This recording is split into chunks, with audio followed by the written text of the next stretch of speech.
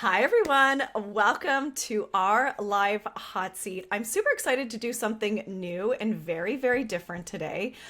What I would love for us to start with is some introductions. Can you tell us a little bit about yourself and your blog? I am Shweta. My blog is Masala and Chai. It focuses on Indian American food, so very much bringing in my experience as an Indian immigrant. I have lots of authentic recipes like butter chicken, and then I have some fun ones like butter chicken garlic naan pizza, which my husband and I love in our home. I've been blogging since 2020, and I also work full time in corporate America. So I do juggle blogging and working full time. Which is a lot. Yeah, it's so much. And I'm out of Arizona. So yeah. Love that. And why did you decide to start a blog? So a couple years before I started the blog, I was traveling full time for work. So I would go to North Carolina from Monday through Thursday. I was eating out all the time. So I just started taking pictures of my food and posting it on Instagram. And then I eventually got a camera for scuba diving, actually. Random? Yeah. And I was using that when I was going out to restaurants and taking pictures of my food and posting it. Eventually, I started getting restaurant invites. Oh, That very went cool. into commercial photography for restaurants, which was a big learning curve as well, because you have to have the lighting set up and know how to edit. Eventually, I got tired of going to restaurants and I started doing recipes and learning it with my mom, who's an amazing cook. Yeah, they always are, right? Yeah, they really are. Big So shoes to fill.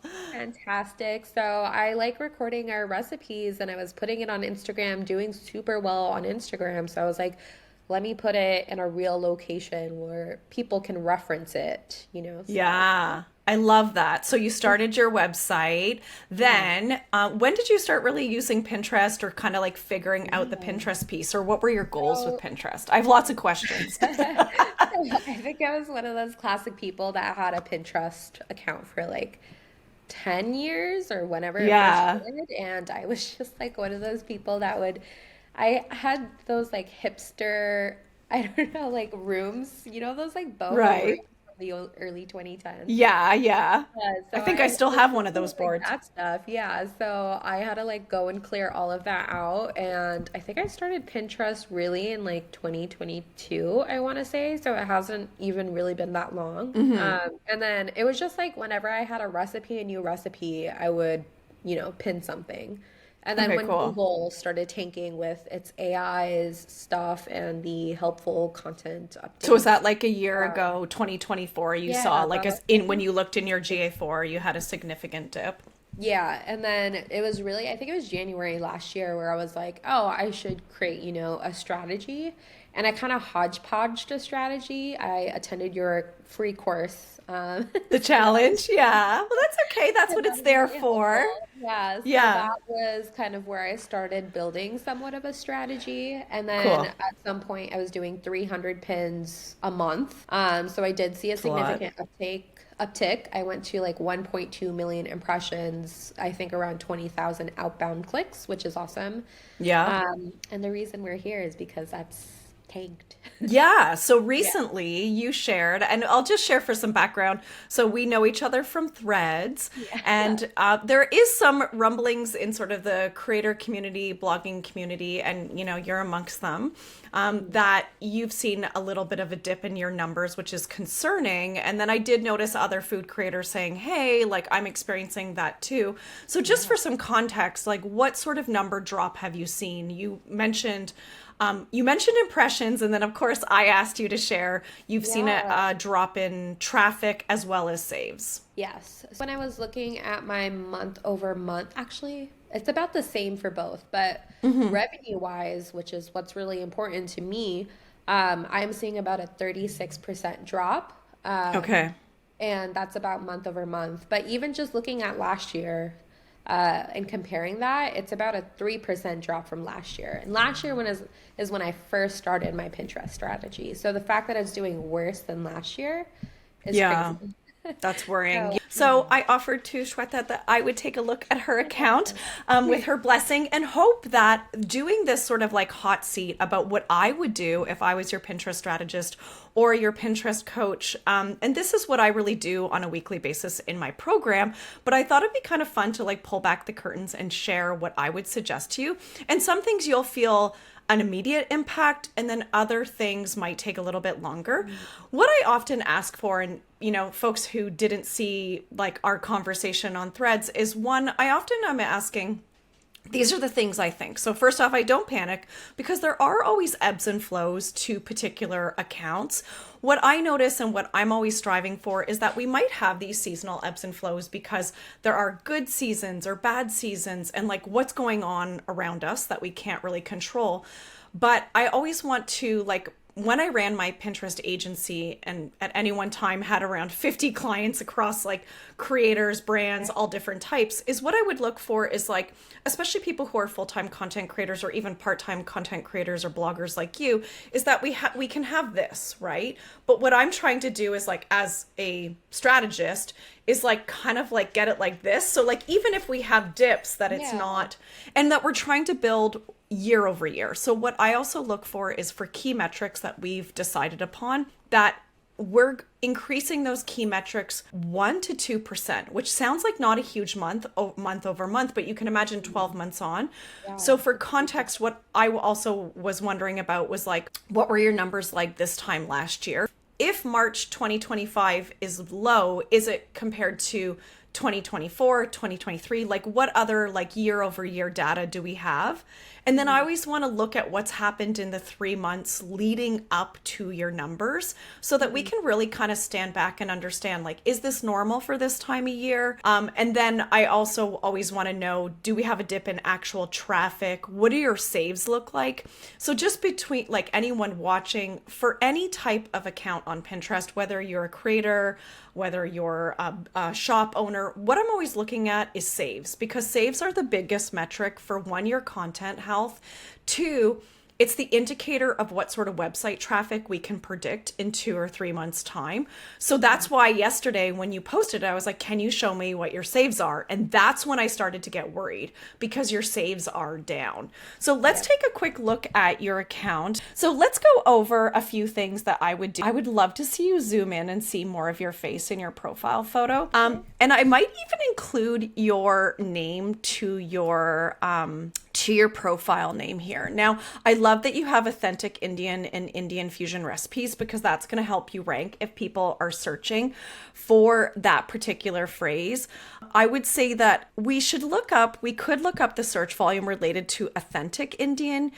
I wonder if having Indian recipes beside each other. See how you have Indian fusion recipes? I know that is actually like your niche, but what we do by adding in the word fusion is we're adding a little bit of a friction point in. Like I bet the search volume is much higher for just Indian recipes than Indian fusion recipes. I guess my little fear with that and why I didn't do it was because Swasti, the person that was ranking, is massive. She's absolutely massive in the Indian food niche. Yeah. And she also has the red check. So I'm wondering if it's even worth targeting just Indian. Oh, 100% you should. So here's the thing. So what I would say is I would leave a word like Indian fusion for your bio. And then also your Pinterest boards. The thing is that just because there's another retailer or another, like any, if we look at any particular thing, I really don't like, there's going to be people, yes, maybe she dominates. I wouldn't let that like get in your way. Pinterest wants to understand what is on your account and who it's relevant to. I think that sometimes I write the bio, we want to write the bio with the keywords you want in mind, but then also like answer like who, what, where, right? So I think you could rewrite this. I love approachable, authentic Indian restaurants. The funny thing is like we would use the word approachable for your audience, but like that's not going to have search volume, but authentic Indian recipes will. I like the idea of modern Indian recipes, but see how it's like modern Indian fusion recipes. So what I would do is I always write, like, I want the bio written for a person, and then at the end, we can do some tasteful keyword stuffing. I love this idea of like a replicatable techniques. I think too, like, something that makes, I feel like you make it really, I don't know, like, I feels like we're being brought into your kitchen. So you could even say Okay. something like that, like, be invited into my journey. I'm just going to bring you over here. So if we look up, like, what is the most search phrases for Indian recipes? And like, Pinterest is hand delivering it to us, right? So it's Yeah. vegetarian for dinner, authentic. What I want to show you also too is like, always take note of the order of the words. So Indian recipes authentic. So that sound seems a bit like, huh, but that's how people are actively searching. So you want to include that exact phrase, Indian recipes authentic, in your bio. Okay. That makes sense. So what you also want to do is that you want to lengthen it. So you have more keyword space. It could probably be double, maybe 2.5 more than what you have. And then have a soft call to action, or I call them call to value. Yeah. Okay. So next up, you have your website and your Instagram claimed. Awesome. Love to see that. And then I want to take a look at your boards. So what we know about boards, the biggest mistake that most people make, creators, businesses, shop owners, is that they don't realize that the Pinterest board names actually help to have their content indexed and distributed. So Mhm. Pinterest is like this machine of relevancy. It wants to understand, what is this particular pin about and who can I show it to? So sometimes, like, I love that you're segmenting like curry recipes, Mother Day recipes, Indian recipes for beginners. I think that's wonderful. Again, if we go back and look at some of those keywords, the funny thing in the food and drink niche is that is the interest tag, right? Like, broadly speaking, it's food and Yeah. drink. So then we have to think about, well, how does Pinterest understand this content, like, as it breaks down? So the easiest way to do that is by looking and making a mock ad campaign in Pinterest ads. That is like the most. And so what you do is you just pretend, set like a budget of $5, but basically try to look at the different interests that are suggested. You could also go into Pinterest trends, which is free, Love and friends. yeah, and I think especially when I see people take a dip, I'm like, okay, well, what could we do to result in fast growth? Because ultimately, even if we trust the process, it can cause you to feel like panicky, right? Where you're like, what's happening? So the biggest thing I see in the creator space and the blogging space, to kind of like a band-aid solution for dropping impressions and saves, is to tap into Pinterest trends. So we can go and take a quick look. Obviously, like, there's always these like the big Yeah. topics with the highest search volume. But what we can do is we could look at by interest. So if we go into food and drink, we can start there and kind of see if there's anything relevant. And Pinterest will always, and like, some of these things might not be relevant, but it could, like, spring cakes. So I don't know if you have any I cake do. recipes that could be considered like under that. Mhm. Summer cocktail recipes are beginning to increase. So I don't know if you do anything that's alcoholic, or even non-alcoholic is really picking up, like summer drink non-alcoholic. Now, Pinterest is always like, you're constantly 3 to 4 months ahead, right? Like, you have to kind of be thinking about that. It's funny, like, look at this food recipe. That is so So basic. helpful. But you could do Indian food recipe potentially. What I'd like you to think about is like, what content do you already have that you could just like create new pins Yeah. for, upload, but be using some of these keywords, or like summer soup, healthy No, summer there's so recipes. much. And like, I think I see a big mistake that I made is maybe a year ago, I wrote down trends by month, but I don't Mm, go into the tool every month as maybe I should. yeah. And like Well, refresh it. So I see a lot of stuff, a lot of keywords where I can definitely capitalize on that. yeah, and so I think too, like, just to be really clear though, it's also like, it's not necessarily creating a new blog post, but it's like, okay, I have this, No. like, your cake that you made last Mhm. April. Could you just create some new pins, use new text overlay, and upload those to Pinterest? Absolutely. right? And like graduation cakes, brunch ideas. Like, so I always toggle around. I check out the monthly trends. I check out, like, these are the evergreen ones, right? So people are Mhm. always looking for dinner ideas, easy dinner. And then obviously the things that are growing are like things that are about to pop off. Obviously, we can also look up keywords. So we could look up like Indian recipes and see, and again, just like toggle around. So it says there's no growing trends. So let's look up monthly. Easy. So easiest has like the, which is not so surprising. I'm going to pop back over to your account. So what I always want to do is just make sure that we have all your bases covered and then have some very like broad.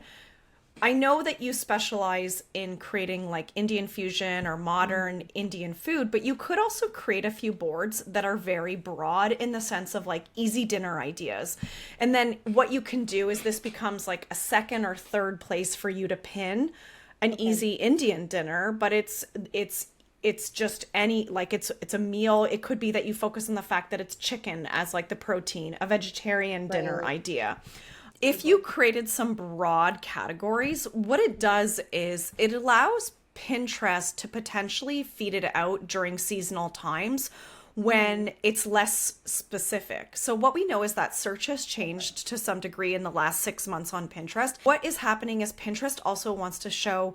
So I noticed it in the fall. So I was doing some research for a student of mine and we were looking up like knitting patterns. And what was interesting is it was indeed like September, October time.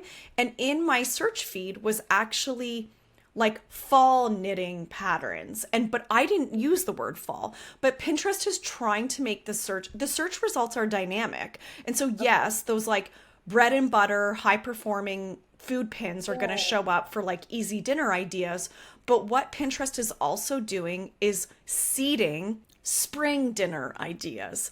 So, what you kind of need to think about is like, could you create some versions of your pins that are like kind of like easy dinner ideas and you do like chicken or beef or vegetarian, but it's sort of like it allows Pinterest by going to a board that's broadly named, you're sort of Okay. increasing the opportunity to appear potentially on more surfaces than if somebody Okay. has such a focused target search as, like Indian vegetarian dinner ideas. So you're kind of like opening up the umbrella that you're covering both bases, which is what I'm always thinking about. Like, how can we sort of like double down?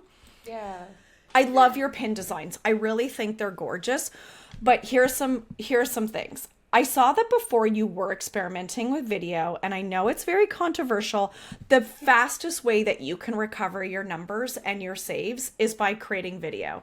And I Mhm. know you're active and creating video elsewhere. For a lot of the very big accounts that I'm on, video is what's differentiating them. Video is what's saving them during these periods where like there might be some instability, and you're creating it for other platforms. And so the thing Yeah. is it really does have the ability to drive traffic, but you have to remember when you're creating that video, it's like, what's going to entice them off? This isn't TikTok or Instagram that's going to suppress them leaving the platform. But what I would say is I do think if you're creating video as a part-time or full-time content creator, it's kind of silly not to double down on video that you're already creating and Yep. share it to Pinterest.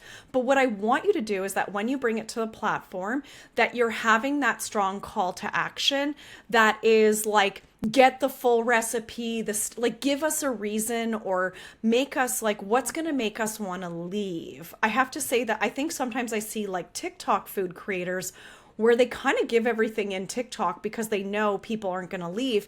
Pinterest is not like that. I think like I did see that you use video before, but like when I reviewed you or some of the other accounts that were shared in that like thread yesterday, what I Yeah. noticed is nobody is using video. And I know that that's taught by some people, but what I will say is that this stage of the game, all platforms are pushing out short form video on the most surfaces. So even if, I think that what I teach personally in my program is that we can use both with balance. So we use our static or standard pins to drive Mhm. traffic. We use our video to get in front of people, and then we're using our static. I love these collage style pins. I think They're these are gorgeous. I would say, and of course, I know you're going to be like, Megan, I've just been busy. Be very careful about duplicate pins beside each other in the feed. So Okay. Pinterest knows that one piece of content being shared to one board is a hard sell. So what you want to do is you want to space out the duplicate pin to a second board. I like at least, even, it depends how often you're publishing and how much you're pinning in a day, but I would space things out just for the health of your content or your account by about 14 days. And then what I saw before, or maybe it was one of the other people who was The in thread. the thread, Yeah. yeah, is that try creating some collage pins. I think food and recipes really, really lend to like showing us the end thing and then showing us the in the process. Like even like see how you do it here. I love this, but you could even show like, I would do more like this where it shows us like to me, like this helps me make a decision where I'm like, yeah, I want this, right? I'm saving it to the wrong board, but you get the point. What I would also think about, and I know it's not always like it's a little bit of a harder sell for your industry, is I would create more pins that don't have text overlay but have a tasteful logo. Okay, I have not thought of that at all. So Pinterest loves original full bleed, like edge to edge images. And so, Yeah. and there are people in your audience that some people just want the gorgeous aesthetic photo. I really think that your photography is one of your superpowers. And so like Yeah. for that reason, like leaning into it and remember, like you could be making more collages that are like, actually, I was on a call with somebody and I love the way they put it. They were like an artist and they were saying like, like if you think about a big art piece or like your final recipe, there's like the Yeah. plated gorgeous meal, but then could you zoom in on like particular aspects, like even the cookie, like the melty chocolate and or like That the is bowl. so interesting that you say this because Mm, I have a few, I think for samosas where I think the process is just beautiful putting it together where you do the yeah, right? and so I have the finished photo at the top and then the process kind of underneath it.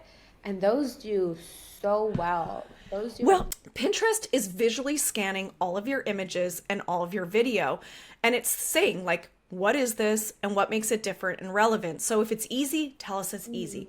If it's like a five ingredient, great. Because I think sometimes when people see, like, oh, these are like some like lemon cardamom olive oil cake, I'm like, oh, am I gonna have all the right ingredients? Like as an amateur baker like cook, I'm also like, oh, I don't want to make a special trip. So like if I can see something, I remember once I picked a cinnamon bun recipe from Pinterest because it said like easy and dummy proof. And I was like, I'm not a baker. I need easy and like dummy okay. proof. So like that stood out to me. When you have rich pins enabled, it's going to show me like the name of what you have. But don't like always try to add in your different variants because the Pinterest crawler reads it all.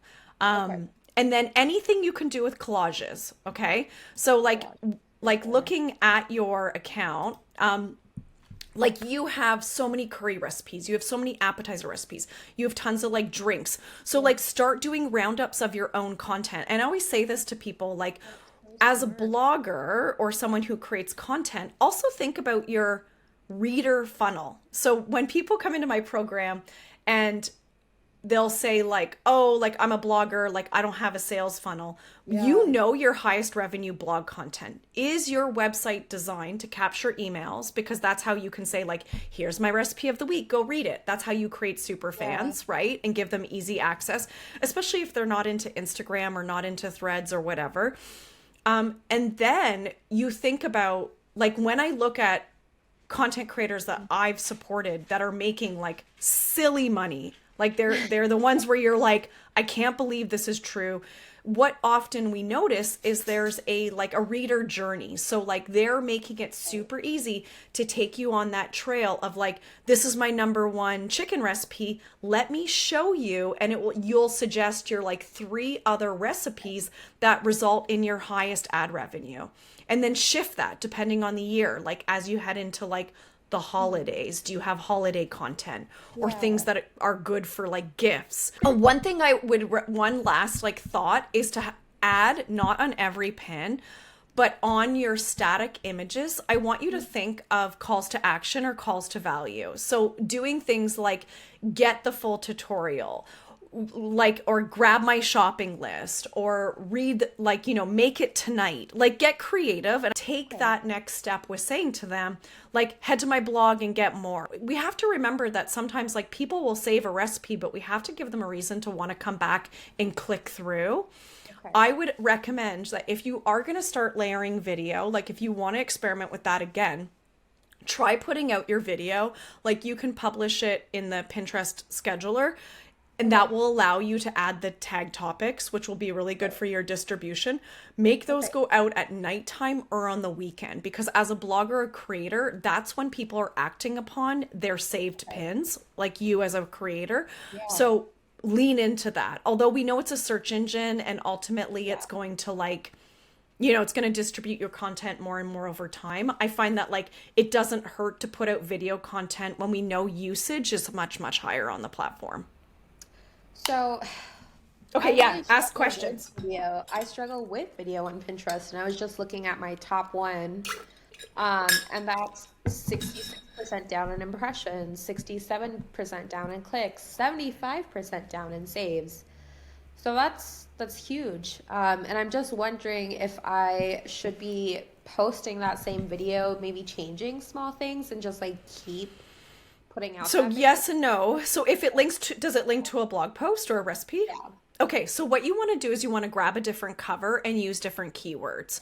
So Okay. right now there is technology being rolled out that will that uses AI to grab the audio from the video to better understand what it's about. Like, it's part of the new crawling. Ooh, What okay. I would say is that Pinterest looks at it scans your standard pins, and was scanning the cover of your video to understand what it's relevant to and how to push it out across surfaces. So what you could try doing is grabbing a different cover on the Okay. video, using that, like, try test out different variants, and then Mhm. think about what board it went to. So sometimes when we push out content, it might not Got it. go very far because of what it was pinned to. So also make sure that your content's being indexed the way you want. What I would also recommend is, like, look up what competitor content, what interest tags are being assigned to their content, and what Mhm. keywords they're using, and getting strategic. Remember that, like, using Pinterest to, like, go after, like, long tail keywords that are very specific, like your modern authentic fusion, but Yeah. then also going after some stuff that's, like, higher up, because the higher, like, less specific keywords are also just going to potentially get you more visibility, and then what you Yeah. see is a bump in all of your numbers. And so what I would do, based on the fact that it's, like, end of April, I would Mhm. focus your efforts on all your summer content, because that's what's about to pop off. Got it. Okay. I have so many action items. I can think of. I feel like people watching this are gonna be like, her brain is churning. I could see it. I love it. I love it. Do you have any questions? Like, are you using No, Tailwind? I'm not, and that's something I was actually just looking at last week. So I So was like, I think when you're a creator, especially if you are like, this is my thing, like, I'm ready to go, yeah, like, this is my time to shine. And, like, I've seen, like, your stuff has gone viral, people have ripped you off, and you know that you're yeah, doing the right things, right? yeah. And so what I would say is, I think Tailwind is really great for, like, when you have a lot of content, getting your older content circulating again. And it also helps you just work ahead. Like, I think that what we know is that you can share content to a different board and help it be indexed. I think that it also just helps when you go through really busy times. And so Tailwind can step up and help you fill that schedule. For your new content, push it out in Pinterest through the Pinterest scheduler. For your pre-existing Yeah. content that you're circulating again or for a second time, Mhm. use Tailwind to help you. And you could use the free Okay. plan just to get a sense of it too, right? No, and I think that's the point where I'm at, where I have all of the great stuff I did last year, and then again, I was doing like 300 pins a month sometimes in the native scheduler. Uh, I think I am at that point. And then, I think you are too. And you have yeah, like, you create video, you create gorgeous images. yeah, What exactly. I will also say is also think beyond page views. Like, this is an opportunity for you in terms of your media kit. I think you can also be discovered. Like, where do you think people who are curating things to be featured in magazines, on websites, like they're scouting on Pinterest? Like that is Yeah, where people, and for so like sure. even some opportunities for you for collaborations or partnerships.